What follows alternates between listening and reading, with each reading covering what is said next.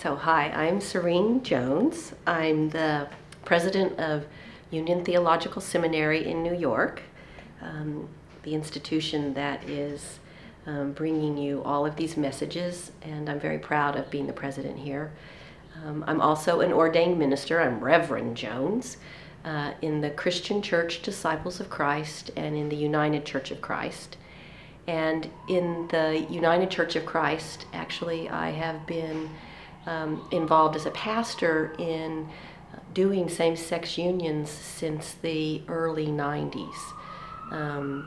So a long history of being part of a church that is part of the change that's taking place. I'm also a professor of theology, which means I specialize in the last 2,000 years of the history of Christianity. And at one level, knowing that history as a professor, it's wrenching, it's horrifying to learn how complicit the church has been in spinning tales of hatred.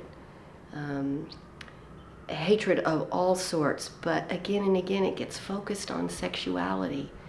And somewhere back there long ago, the whole church got really messed up in thinking that somehow natural, honest, and good expressions of one's desires, passions, and loves in any form was negative and bad.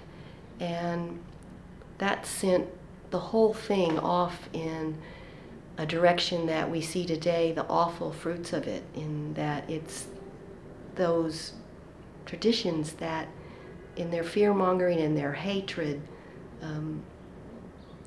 can lead to levels of misery and justify bullying and isolation that could lead someone to think that taking their life was better than living.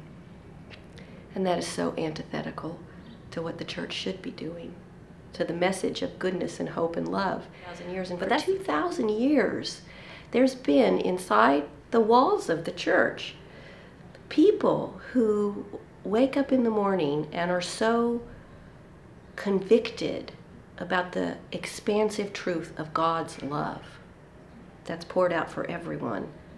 A God who loves sexuality, who gives us our sexuality, who treasures our bodies, who created us to love generally, to love as friends, to love as lovers, all sorts of love.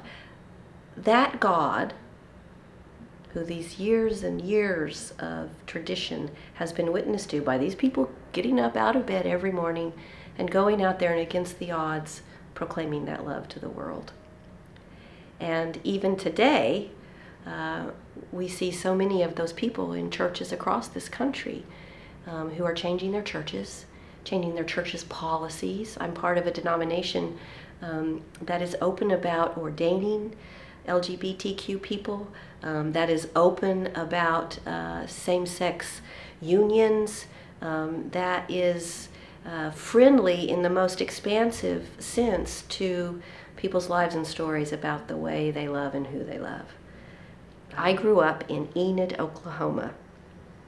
Now I know most of you will say, Enid, Oklahoma, where on earth is that? Well, it's out in the middle of nowhere in Oklahoma, and I know that today in Enid, Oklahoma, there are a number of churches that have people in them and have pastors that open their arms and their hearts and their lives to LGBTQ people and are themselves LGBTQ people. What I say is, as the leader of a seminary here in Union in New York, our doors are bursting open all the time with a wide range of people who come to Union to learn what it means to preach the good news. And you are the next generation. Please don't hurt yourself. We need you all walking in the door of this school and sitting in our classes and learning that good story about Christianity that's out there, so that you can in turn be that pastor in that church in Enid, Oklahoma, in Lawrence, Kansas, in Kensington, in Athens, in Tyler, Texas, that can be there as those open arms and doors. So we welcome you here. The world waits to welcome you more, and God bless.